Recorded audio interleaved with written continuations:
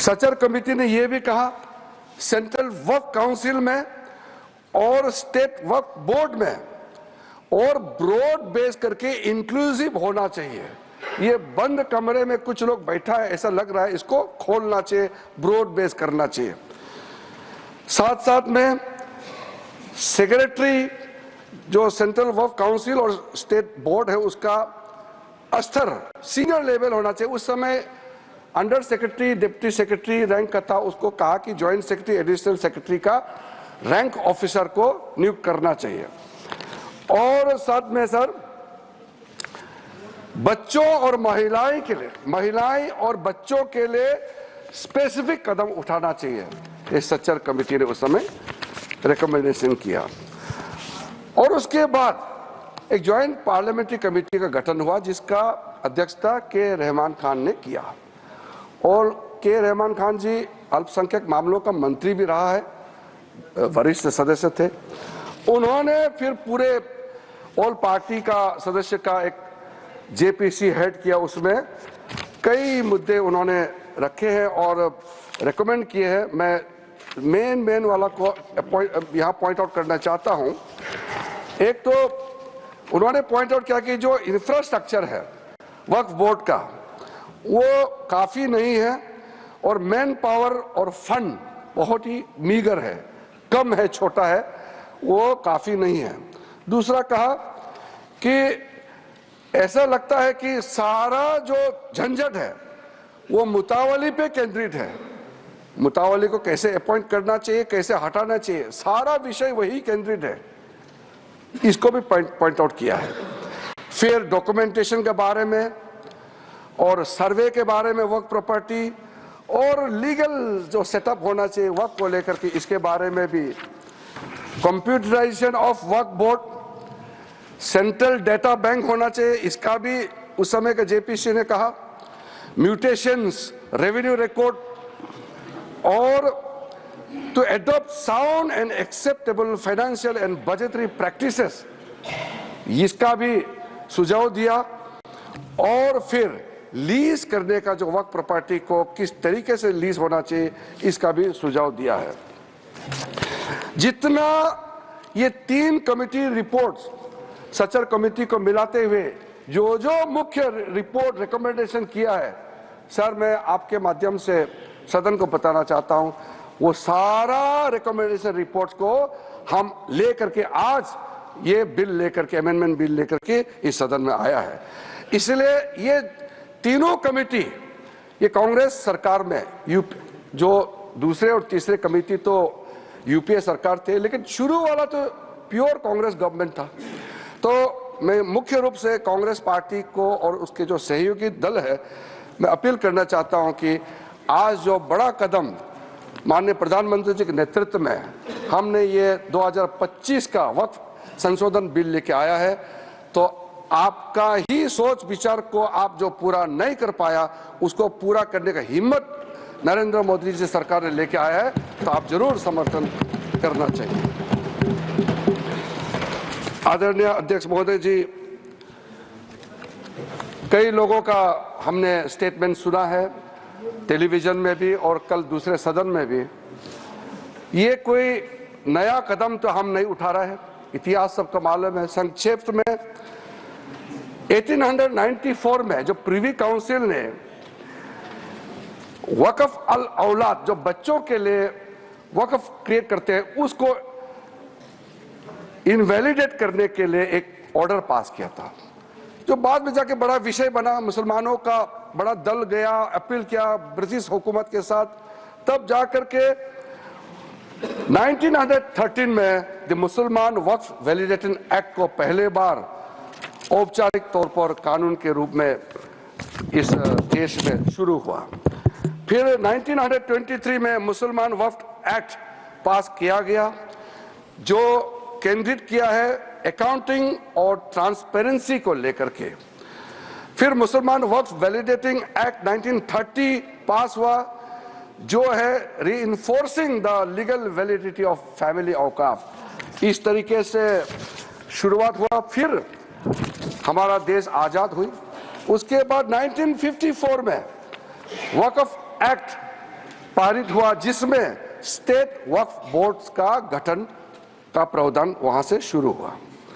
फिर उसके बाद में 1959, 1964, 1969 और 1984 में वक्फ एक्ट 1954 को फिर से संशोधित करके यहां से पास हुआ, और 1995 में सबसे ब्रॉड बेस्ड बिल फाइनली जो आया, जिसको आज हम अमेंडमेंट कर रहे हैं, जिसमें ट्राइब्यूनल गठन का प्रावधान रखा गया। सेंट्रल वक्फ काउंसिल, जो आज के दिन में मैं उसका अध्यक्ष के रूप में काम कर रहा हूं, उसका गठन हुआ। फिर जो वक्फ जिसका इनकम 5 लाख से ज्यादा है, उसमें एग्जीक्यूटिव ऑफिसर अपॉइंट होना चाहिए, ये प्रावधान शुरू हुआ है। अध्यक्ष महोदय जी, ये जब चल रहा था, समस्या तो है, सबको मालूम है, और कमेटी का रिपोर्ट का भी मैंने जिक्र किया, लेकिन ऐसा क्या हुआ जो हमको ये एक मेजर अमेंडमेंट आज लेके आना पड़ा। 2013 में यूपीए सरकार था और चुनाव सर पे था, चुनाव आने वाला था। उसमें यूपीए सरकार ने कदम उठाया कि कुछ बदलाव लाना चाहिए। उस समय सर यूपीए सरकार ने जो चेंजेस लाया है, उसको मैं थोड़ा सा कंपेयर करके बताना चाहता हूं। उस समय भी जेपीसी गठन हुआ, आज भी जेपीसी बनी है। फर्क क्या है सर? उस समय का सेलेक्ट कमेटी में 13 मेंबर थे और इस बार के जेपीसी में 31 मेंबर्स। उस समय का सेलेक्ट कमेटी का टोटल सीटिंग हुआ 22 बार, इस बार का जेपीसी का टोटल सीटिंग हुआ है 36।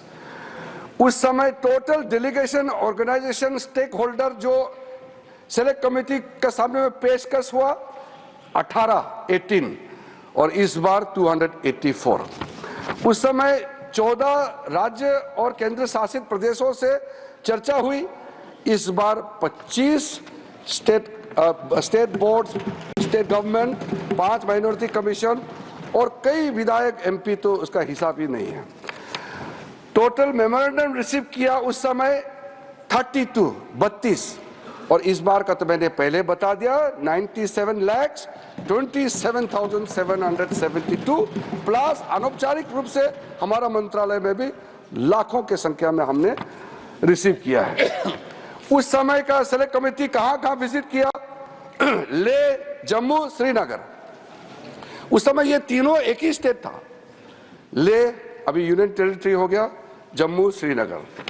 और इस बार कहां विजिट किया, मैंने आपको नाम पहले ही बता दिया किस किस शहरों में इस कमेटी ने विजिट किया है। अध्यक्ष महोदय जी, जब हम लोग महत्वपूर्ण बिल पर चर्चा कर रहे थे, थोड़ा सा बैकग्राउंड संदर्भ को भी रखते हुए मैं बात को रखना चाहता हूं।